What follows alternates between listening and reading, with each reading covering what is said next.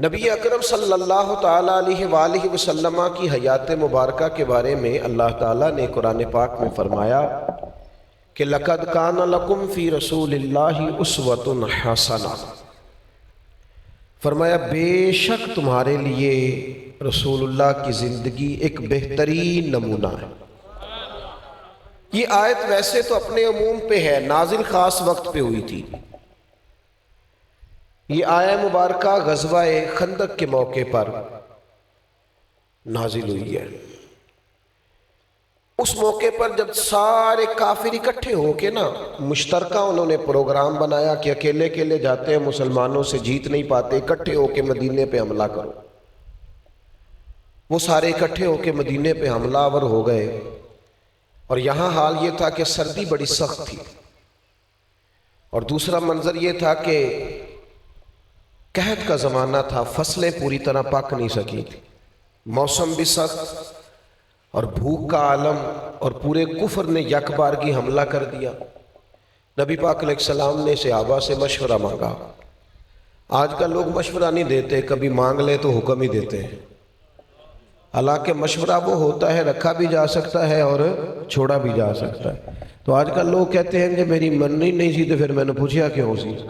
او بھئی آپ سے حکم نہیں مانگا تھا، مشورہ مانگا تھا، اور مشورہ ہوتا ہی وہ ہے جو چاہے رکھ لیں اور چاہے بڑے بڑے صحابہ نے اور مشورے دیے، لیکن حضور نے کہا آج تمہارے مشورے قبول نہیں۔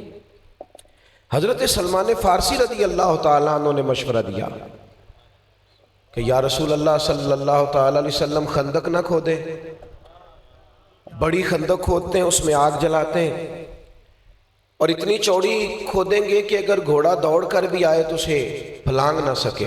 حضور نے اس رائے کو قبول کیا، خندق کھودی جانے لگی۔ اب خندق کھودی جا رہی ہے تو کیا صرف کارکن کام کریں گے، مرید کام کریں گے، شاگرد کام کریں گے، عام آدمی کام کریں گے؟ ایسا نہیں ہوتا۔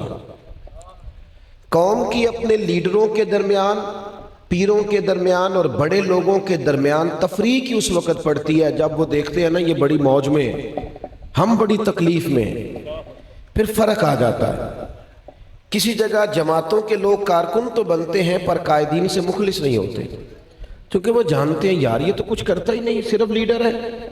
میرے نبی پاک کا کمال یہ ہے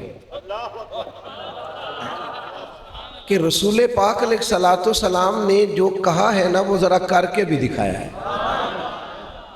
خندق کھودی جا رہی تھی تو صحابہ فرماتے ہیں جس طرح کدال لے کر، کئی لے کر، ہتھوڑا لے کر ہم کام کرتے تھے ہم سے ڈبل کام مدینے والے محبوب فرماتے تھے۔ اب اتنے سخت حالات ہیں کہ سارے کافر آئے بیٹھے مقابلے میں، قحط کا عالم ہے، صحابہ نے پیٹ پہ پتھر باندھ رکھے، سردی کڑاکے کی ہے، لیکن جب حضور وہ چٹان توڑ رہے تھے تو پتہ کیا کہہ رہے تھے؟ ابھی مکہ بھی فتح نہیں ہوا، ابھی پوری طرح اسلام کو وہ قوت ظاہری میسر نہیں آئی، لیکن وہ چٹان جو نہیں ٹوٹتی تھی، اللہ کے محبوب اس پر ضرب لگاتے، ایک ضرب لگاتے تو فرماتے لو بھئی میرے رب کا وعدہ کرم ہو گیا ہے، ایران فتح ہو جائے گا، اسلامی سلطنت میں شامل ہو جائے گا۔ نبی پاک دوسری ضرب لگاتے فرماتے لو بھئی روم کی کنجیاں بھی اللہ نے عطا کر دی۔ تیسری ضرب لگاتے تو فرماتے لو بھئی فارس بھی فتح ہو جائے گا۔ دیکھو کنجیاں آنے لگی، ایک ایک ضرب لگاتے رسول پاک ایک ایک ملک کے فتح ہونے کی خوشخبری دیتے۔ نبی پاک تو آئے ہی خوشخبریاں دینے، کمزوری کس بات کی، ڈر کس بات کا، اٹھ باندھ کمر کیوں ڈرتا ہے، پھر دیکھ خدا کیا کرتا ہے۔ اب وہ خندق کھود لی اور کافر آ کر بیٹھ گئے، اور ہزاروں کا لشکر چاروں جانب سے پوری دنیا کا کفر تبصرے کر رہا تھا۔ جو عرض کرنے جا رہا ہوں آپ غور فرمائیں گے، تبصرے ہو رہے تھے کہ سارا کفر آ گیا، اب کیا بنے گا؟ زمینی رستہ بھی مدینہ شریف کا کٹ گیا تھا، آنا جانا مشکل تھا۔ کتنا وقت لگا اس ماحول کو بدلنے میں؟ پورا 1 مہینہ، 30 دن آپ کو قید رہنا ہے، زمینی رابطہ ختم ہے، 30 دن کڑاکے کی سردی، بھوک کا عالم، سارے کفر سے مشترکہ مقابلہ، بچے، بوڑھے، عورتیں، ان سب کا سامنا، لیکن اس پورے پیریڈ میں رسول پاک یوں ڈٹ کے کھڑے رہے۔ اس طرح ثابت قدمی کا اللہ کے حبیب نے مظاہرہ فرمایا کہ وہ جو آئے بیٹھے تھے نا، سارا کچھ اونٹ ساتھ لے کے ذبح کر کر کے کھائیں گے، اور سارا راشن لے کے آئے تھے۔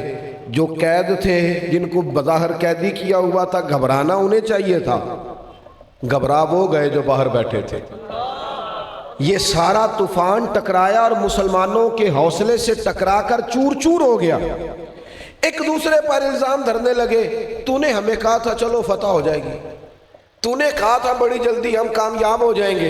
ایک دوسرے کو برا بھلا کہتے رہے۔ رب کریم نے ٹھنڈی ہوائیں بھیجی، ان کے خیمے اکھڑ گئے، یہ سب وہاں سے خائب و خاسر ہو کے جب بھاگے نا، تو اللہ کریم نے مسلمانوں سے کہا لَقَدْ كَانَ لَكُمْ فِي رَسُولِ اللَّهِ أُسْوَةٌ حَسَنَةٌ۔ چھوٹی چھوٹی باتوں پہ گھبرا جاتے ہو، ذرا ذرا سی بات پر کمزور پڑ جاتے ہو۔ میں غریب ہوں، میں پیچھے بیٹھتا ہوں، مجھے جانتا کوئی نہیں، میری آواز سے کیا ہوگا؟